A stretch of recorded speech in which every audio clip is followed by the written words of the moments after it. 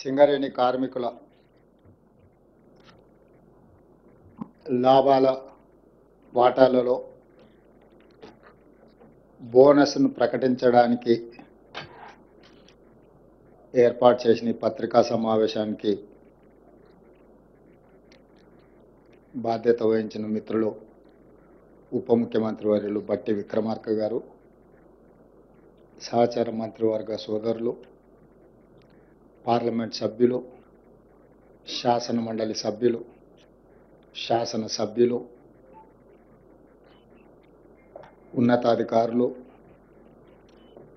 సింగరేణి కార్మికులకు, పాత్రికేయ మిత్రులందరికీ కూడా నా దసరా శుభాకాంక్ష.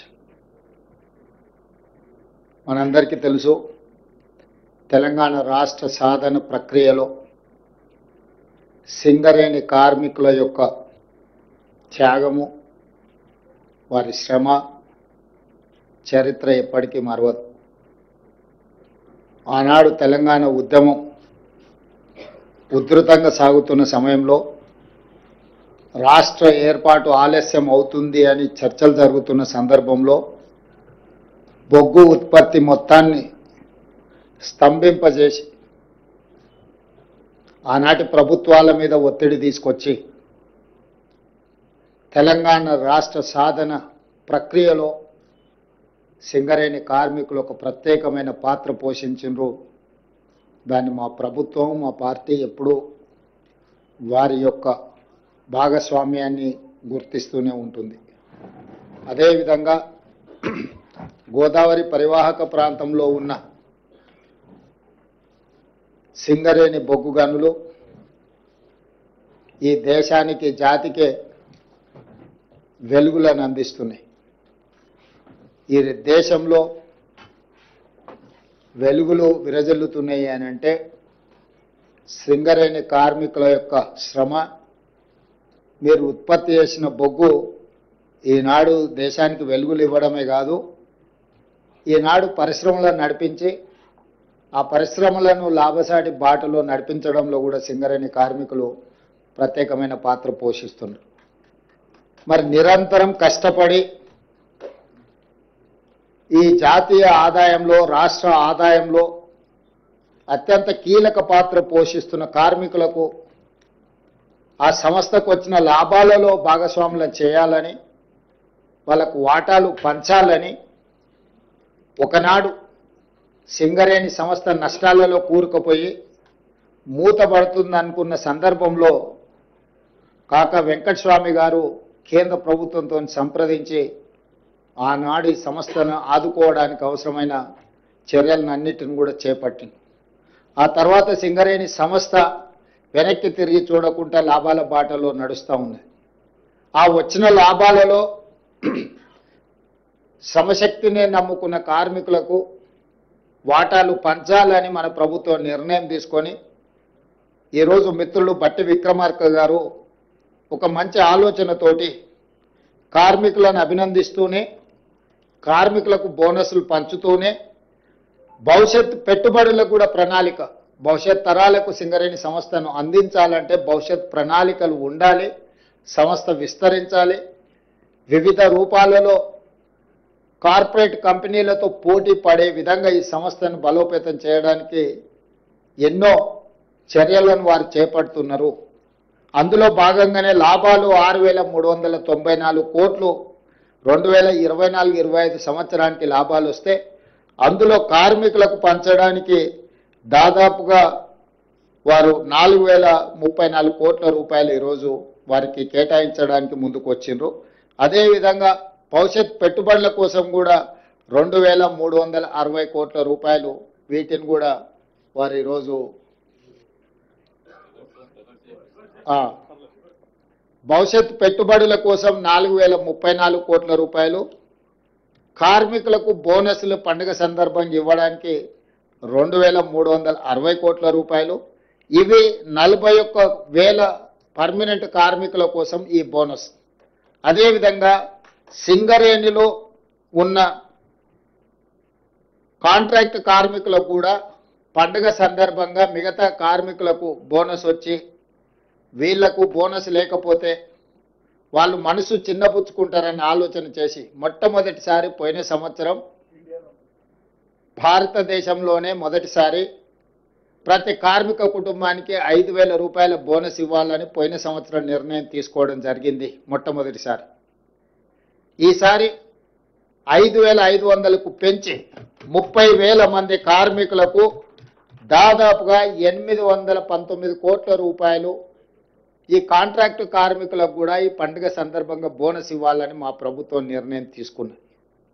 అందుకే ఈరోజు సింగరేణి కార్మికులకు మనస్ఫూర్తిగా శుభాకాంక్షలు తెలియజేస్తూ దసరా మీరు ఉత్సాహంగా జరుపుకోవాలి.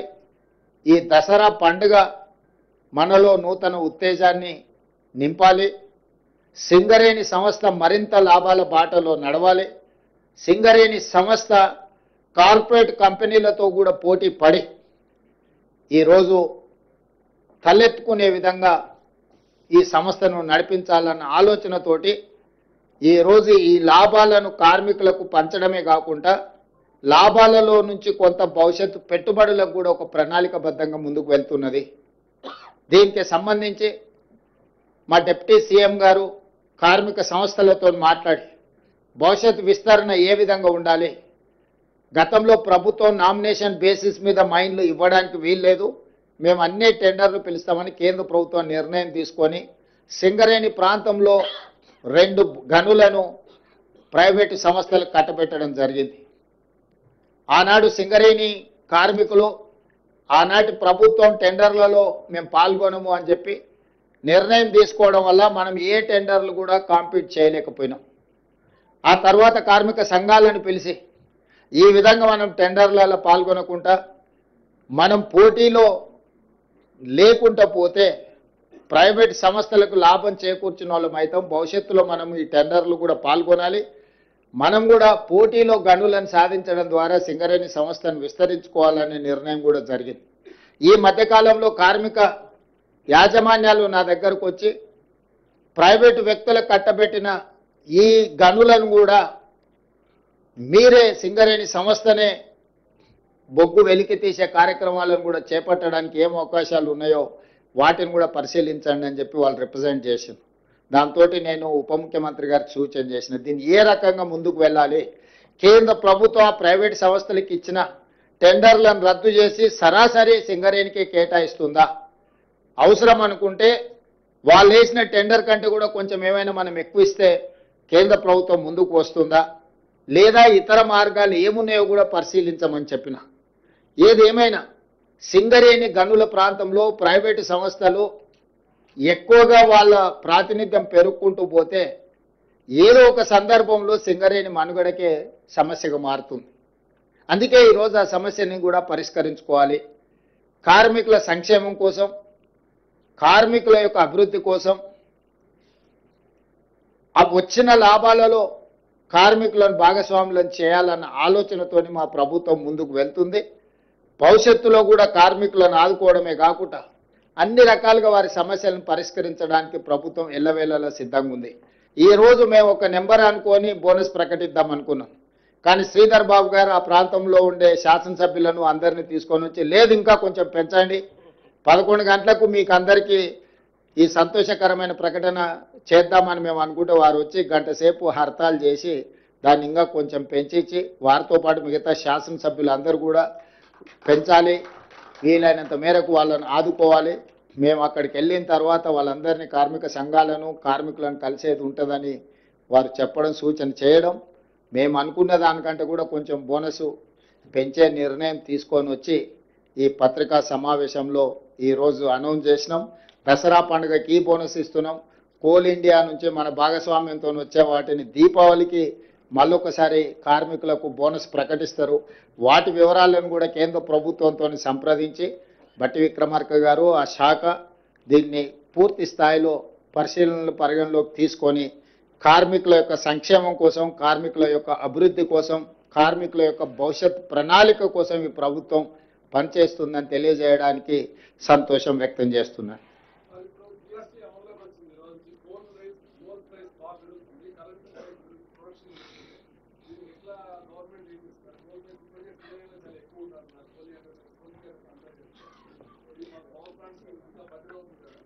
అంటే దీన్ని సహేతుకంగా ప్రభుత్వం పరిశీలిస్తుంది. దీంట్లో రకరకాల సమస్యలు ఉన్నాయి. ఇప్పుడు కోల్ ఇండియా ఒక రేట్కి ఇస్తుంది, సింగరేణి ఇంకొక రేట్కి ఇస్తుంది, ఓపెన్ మార్కెట్లో ఇంకొక రకంగా ఉంది, ఇంపోర్ట్ కోల్ రేట్లు ఇంకొక రకంగా ఉన్నాయి.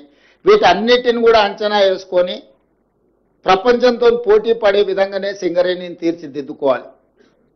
ఇప్పుడేం రిజర్వ్డ్ మినరల్స్ లేవు, ఓపెన్ మార్కెట్ ఇది. ఓపెన్ మార్కెట్లో ఓపెన్గా మనం కాంపీట్ చేయాల్సిందే. ఈ రోజు నువ్వు ధర ఎక్కువ చెప్తే పక్క షాప్కి పోయి కొనుక్కుంటారు. ఇప్పుడు మీరు రోజు దసరా పండుగ ఉంది, షాపింగ్కి పోతారు. షాపింగ్ పోయినప్పుడు ఈ షాప్లో 100 రూపాయలు ఉంటే సేమ్ వస్తువు పక్క షాప్లో 80 రూపాయలకి ఇస్తే మీరు ఏది ప్రాధాన్యత ఇస్తారు? అట్లానే ఈరోజు మా సింగరేణి సంస్థ కూడా పోటీ ప్రపంచంతో పోటీ పడుతుంది.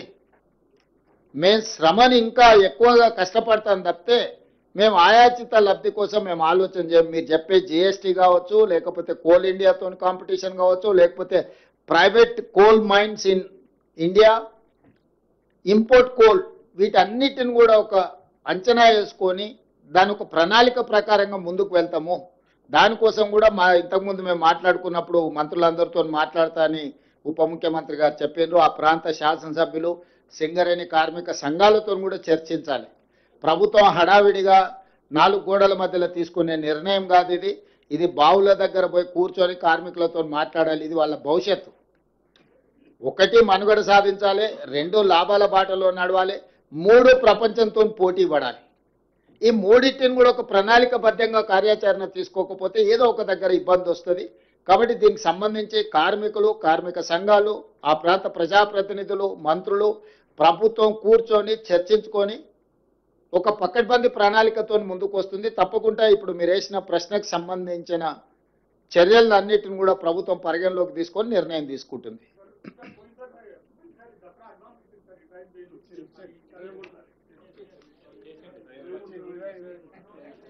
ఇచ్చారు రాహుల్ కొంచెం లేట్ ఉన్నట్టున్నాడు, రాత్రి అంతా వర్క్ చేసి. రాహుల్కి ఒకసారి చెప్పండి.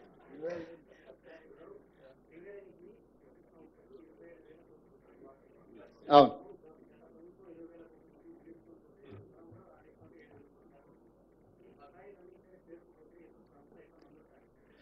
ఇది చాలా సున్నితమైన తీవ్రమైన సమస్య. దీన్ని పరిష్కరించడానికి ఆలోచన చేస్తున్నాం. తప్పకుండా దీనివల్ల విద్యుత్ సంస్థలు కూడా దెబ్బతినే పరిస్థితి వచ్చింది. ఒక పక్కన సింగరేణి సంస్థకు విద్యుత్ సంస్థ చెల్లించాల్సింది పెండింగ్ ఉంది. విద్యుత్ సంస్థలకు ప్రభుత్వం అందిస్తున్న క్రాస్ సబ్సిడీ కూడా కొంత పెండింగ్ ఉంది. ఇవన్నీ జిగ్జాగ్ అయిపోయినాయి. కోడి ముందా గుడ్డు ముందా అని అంటే చెప్పలేని పరిస్థితి ఎట్లుందో. ఈరోజు సింగరేణి సంస్థ, విద్యుత్ సంస్థలు ఈ 2 చాలా ఇబ్బందులను ఎదుర్కొంటున్నాయి, బకాయిలు పెరిగిపోతున్నాయి. ఈ రెండింటిని పరిష్కరించాల్సిన బాధ్యత ప్రభుత్వానిదే. క్రాస్ సబ్సిడీ కింద నిధులు కేటాయించాల్సిన బాధ్యత ప్రభుత్వానిదే. ఏమైనా 1 రూపాయి 1 పైసా పెంచుదామంటే కూడా మీరందరూ అట్లా కుదరదని మీరు బల్లబుద్ధి వాదిస్తున్నారు. పెంచకుండా, ఆదాయం పెరగకుండా మనం దీనికి సంబంధించిన ఏ రకంగా బ్యాంకు లోన్లు కానీ, రేట్ ఆఫ్ ఇంట్రెస్ట్ కానీ వీటన్నిటిని తగ్గించుకోవడము లేదు. మనం మార్కెట్లో కలెక్షన్స్లో ఎక్కడైనా ల్యాప్సెస్ ఉన్నాయా, ట్రాన్స్మిషన్ లాసెస్ ఏమన్నా ఉన్నాయా, వీటన్నిటిని కూడా పరిగణలోకి తీసుకొని ఈరోజు ప్రభుత్వం ఒక ప్రణాళికతో రావాలని అనుకుంటున్నాం. తప్పకుండా సింగరేణి బకాయిలను దృష్టిలో పెట్టుకుంటాం, విద్యుత్ శాఖకు సంబంధించిన బకాయిలను కూడా దృష్టిలో పెట్టుకొని ప్రభుత్వం నిర్ణయం తీసుకుంటుంది.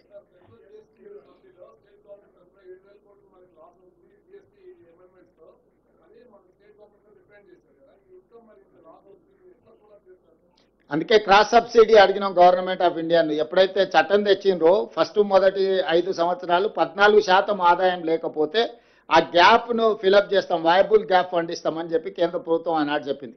ఈ రోజు కూడా ఇప్పుడు వస్తున్న ఆదాయానికి ప్రభుత్వం తీసుకొచ్చిన నిర్ణయాల వల్ల, సరళీకృత విధానాలు కానీ లేకపోతే ట్యాక్స్ స్లాబ్స్ మార్చడం వల్ల వచ్చిన సమస్యను, ఆ గ్యాప్ను కూడా కేంద్ర ప్రభుత్వమే ఫిలప్ చేయాలి. ఎందుకంటే ఈ ఆదాయం ప్రకారం మేము మా లైఫ్ని ప్రణాళిక చేసుకున్నాం. మాకింత ఆదాయం వస్తుంది, ఈ ప్రకారం ప్రతి నెల ఇంత ఖర్చు పెట్టాలని మేము నిర్ణయం తీసుకుంటే కేంద్ర ప్రభుత్వం ఉన్న ఫలంగా ఒక కోణంలో ఒక నిర్ణయం తీసుకున్నారు. కాబట్టి ఈ గ్యాప్ను కొన్ని రాష్ట్రాలకు సరిగ్గా ఉండొచ్చు, కొన్ని రాష్ట్రాలకు తక్కువ ఉండొచ్చు. తక్కువ ఉండే రాష్ట్రాలకు అన్నిటికీ ఈ గ్యాప్ను ఫిలప్ చేయాల్సిన బాధ్యత కేంద్ర ప్రభుత్వానిదే ఉంది. అందుకే జరిగిన జిఎస్టీ కౌన్సిల్ మీటింగ్లో ఉప ముఖ్యమంత్రి గారు స్పష్టంగా కేంద్ర ప్రభుత్వానికి నివేదిక అందించడం జరిగింది. ఎగ్జాక్ట్గా మాకు ఎంత రావాలనో నెక్స్ట్ 5 years అట్లీస్ట్. మొదట్లో చట్టం తెచ్చినప్పుడు 14% కంటే ఆదాయం తగ్గిన రాష్ట్రాలకు వైబుల్ గ్యాప్ ఫండ్ ఎట్లా ఇచ్చిండ్రో, ఇప్పుడు ఒక కొత్త second phase of liberalisation or otherwise amendment of GST చట్టం తెచ్చిరో, ఇప్పుడు కూడా విజిఎఫ్ అనేది నెక్స్ట్ 5 సంవత్సరాలకు కేంద్ర ప్రభుత్వం అమలు చేయాలి. ఎవ్రీ ఇయర్ ఎట్లయితే పెరుగుతుందో ఆ గ్యాప్ను వాళ్ళు ఫిలప్ చేయాలి, వాళ్ళ బాధ్యత. మేము ప్రకటించేస్తాం, మేము నిర్ణయాలు తీసుకుంటాం, మీ చావు మీరు చావండి అని మోడీ గారు అనుకున్నా ఇంకెవరు అనుకున్నా అది మంచిది కాదు. ఈ రాష్ట్రానికి నష్టం వస్తుంది. నేను కిషన్ రెడ్డి గారికి విజ్ఞప్తి చేస్తున్నా, తక్షణమే ఈ రాష్ట్రానికి ఎంత నష్టం వస్తుందో మీరు ఉప ముఖ్యమంత్రి గారు మీకు ఒక లేఖ రాస్తారు, దాన్ని తీసుకొని మోడీ గారి దగ్గర కేంద్ర ప్రభుత్వంతో మాట్లాడి రాష్ట్రానికి జరిగే నష్టాన్ని కేంద్ర ప్రభుత్వం పూడ్చాలి అని చెప్పి ఈ ప్రభుత్వం డిమాండ్ చేస్తుంది.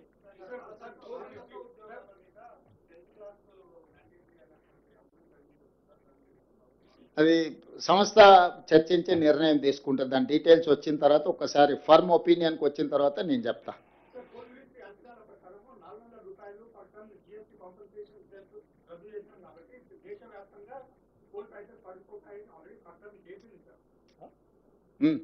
అయితే